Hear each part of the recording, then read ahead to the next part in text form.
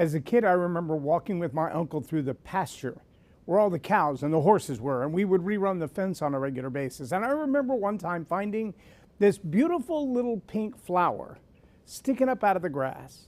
And as I walked to the flower, I thought, Mom, I'm going to pick that and take it home to my mom. But then I realized this beautiful little pink flower, I don't know what kind of flower it was growing from a pile of cow plop. One pink flower growing from a pile of cow flop. And I wasn't sure if I wanted to take that home to my mom or not. I can tell you there are a whole lot of people whose lives are a lot like that flower, and that's what I'm going to talk about in this episode of Leading Leaders. You're going to want to be a part of this. Think storytelling's just for bedtime? Nah, it's the secret sauce for business magic. Stuck in a rut with bland pitches and yawning clients? Enter Boost Your Business with Story Power. 6 weeks of epic storytelling training. It's like leveling up in a video game but for your career. Master the art of narrative and watch connections blossom like a viral TikTok. Simple, impactful, and game-changing. Ready to transform your biz vibes? Dive in now and make storytelling your superpower. Subscribe now for access to our extensive media library of leadership lessons promoting faith, family, and freedom. Begin your personal growth plan at StoryPowerAcademy.com for leadership development and communication skills training. Subscribe now.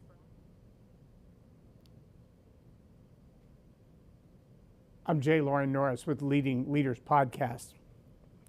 There have been a whole lot of times in my life, and I'm sure in your life, that trauma just kind of comes at you. I mean, you seem like it attacks you out of nowhere. I mean, we feel that way, right? We didn't plan for the car accident, for the puppy to run away, for the catfish. Catfish. Who has pet catfish? For the goldfish to die. We didn't plan for any of that stuff to happen. But if you're a parent now, the chances are you've experienced things in your life that you never planned to be a part of your life. A special needs child, a lost loved one, lost too early, someone gone off to war that didn't make it home. But the list goes on and on of all the things that could happen. Maybe even you've been one of those people whose life has been impacted by the behavior, the actions, the stupidity, the cruelty of someone else. Someone who just decided, I'm going to do things my way and I don't care how it impacts you. That might be financially, that might be relationally, that might be emotionally. It might be the very first ever middle school, high school breakup.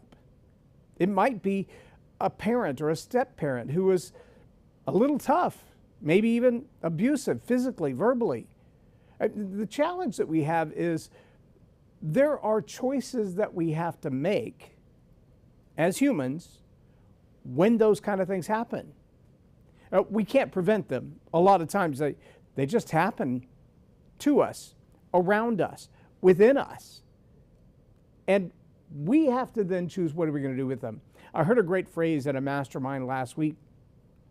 A guy very casually said it, but it rung like a bell throughout the entire room. In fact, everybody in the room went, wow, that's good. And he's like, what did I say? And he had to back up a little bit. But as we threw the phrase into the room, there were people who were like, well, it's not necessarily, and it's not technically, and it could be, it's kind of an option. And I thought, you know what? I want to make it an assignment and a declaration.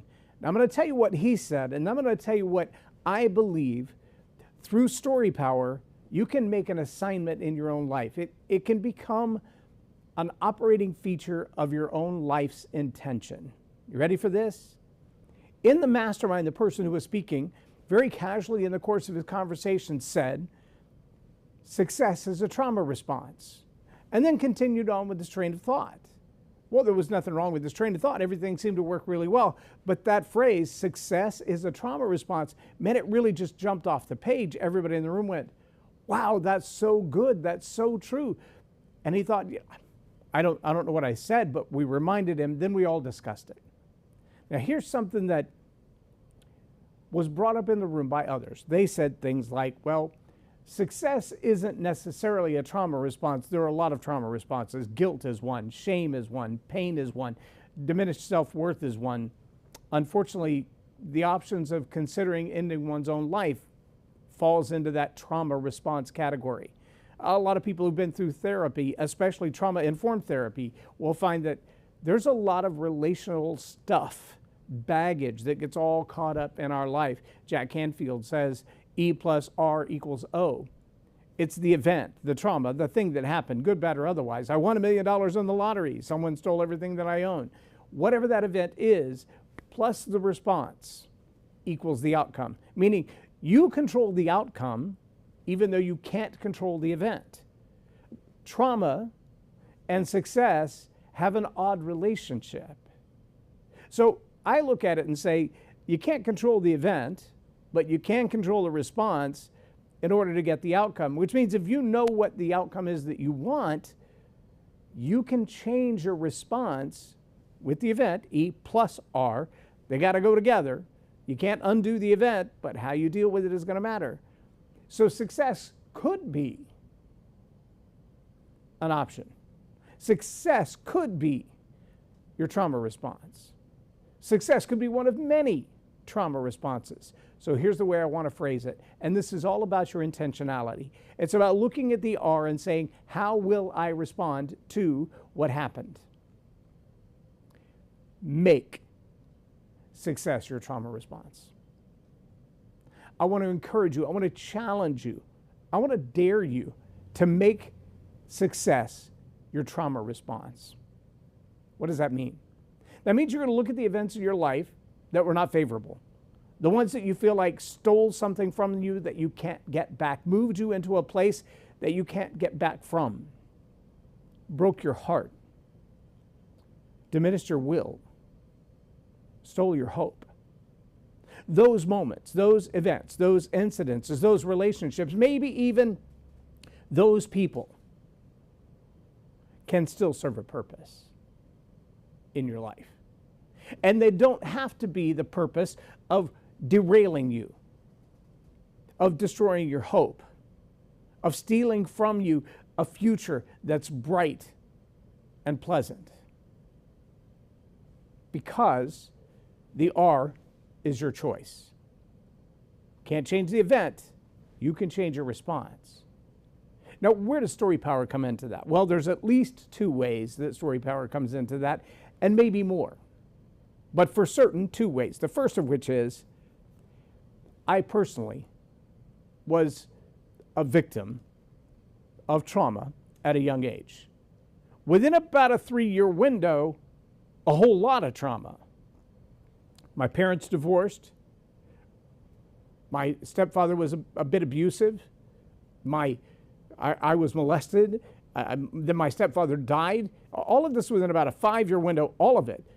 Lost my father to divorce, lost my stepfather to death, lost my innocence, all of it in a very short window of time in my life. And it's really easy to look at that and go, I'm a victim of abuse. I'm a victim of sexual assault. I'm a victim of divorce. I'm a victim of my mother being widowed. I can label myself as a victim from all of those things. I didn't cause any of them. I didn't make any of those happen. They changed the outcome of my life. They changed the direction of my life. They changed the way I see people. They changed the relationships I have. I'm a victim. Right? No. I could say, all these bad people did bad things to me, or all these bad people did bad things in life and it affected me, or I can just say, these things happened. It's factual. They happened. Do I have to let them decide who I am? No. Do I have to make all the decisions in my life based on those things? No.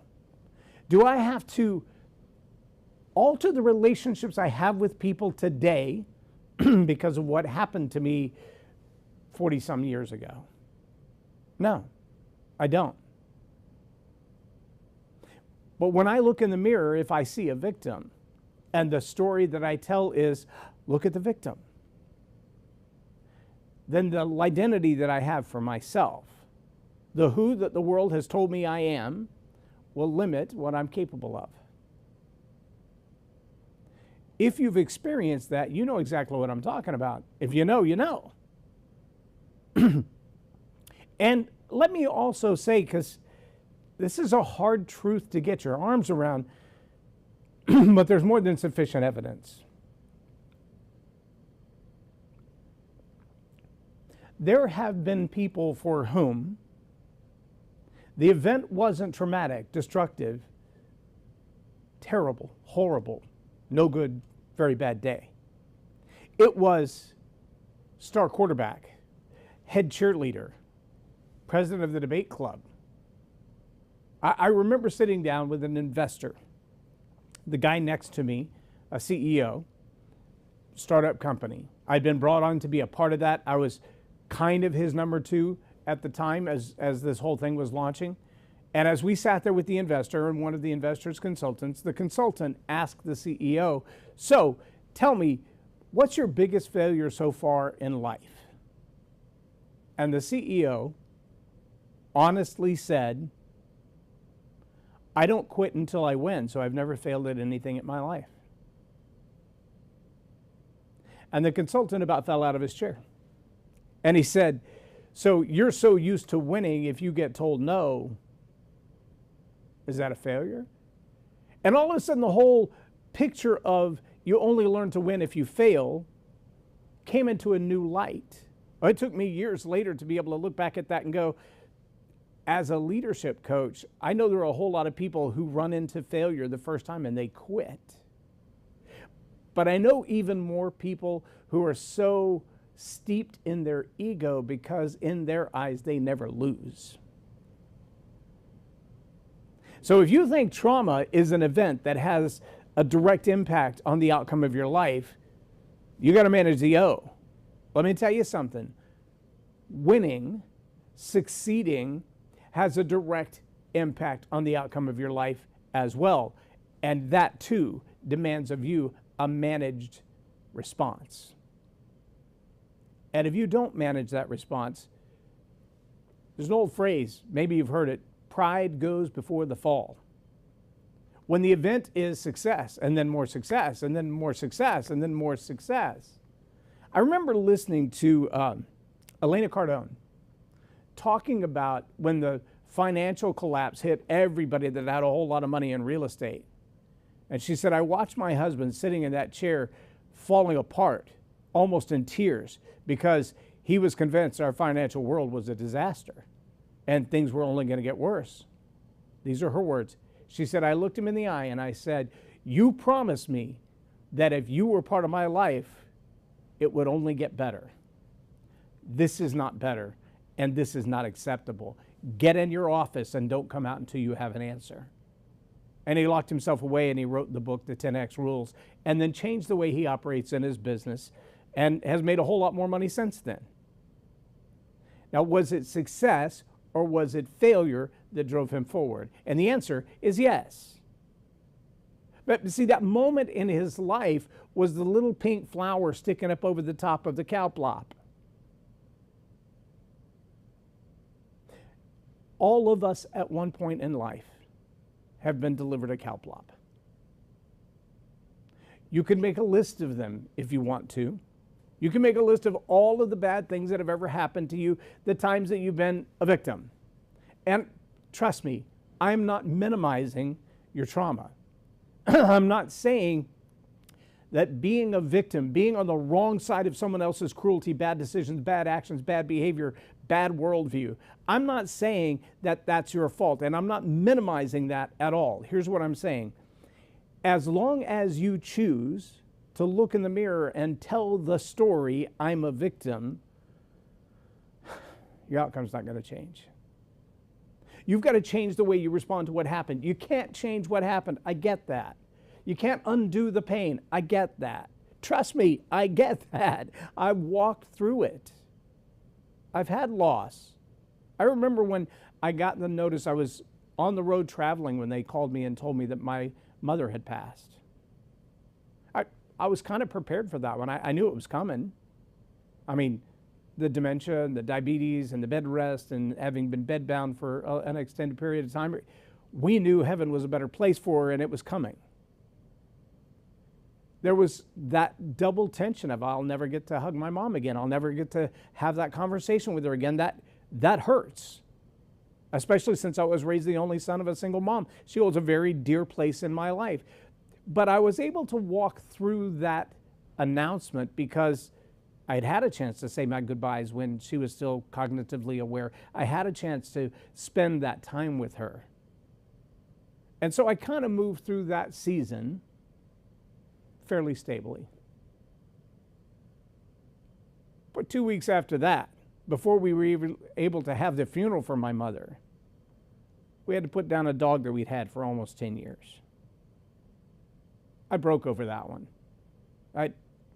That one hit me blindside. I wasn't ready for that. I cried for an hour or two. And I was on the job, on the road, away from home, away from my family. My wife was dealing with it at home. The kids are dealing with it at home. I'm on the road. I can't change that event. I can't change the emotions. I can't change the way I felt. But I can choose to change how I go forward.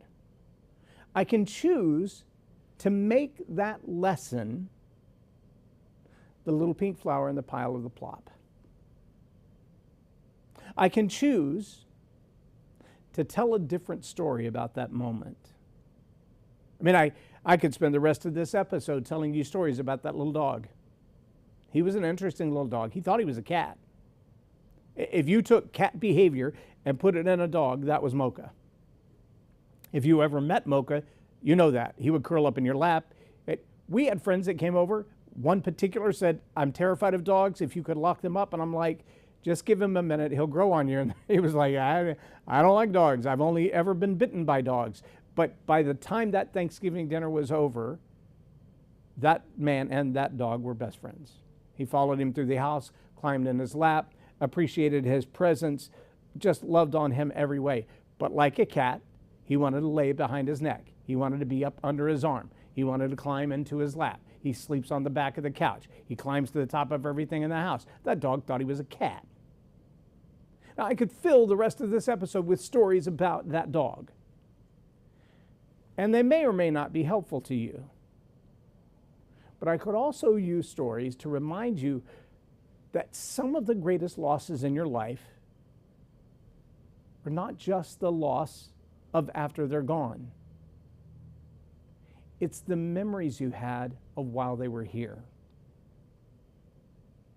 It's not just the stories of what life is like after they're gone, but the memories of what you had while they were here. I want you to think through that for a moment, because the stories that you tell in the mirror, the stories that you tell amongst your friends, the stories that you tell with your family, those stories, that's the R. You can't change the event, but you can change the way you respond, and that will change the outcome.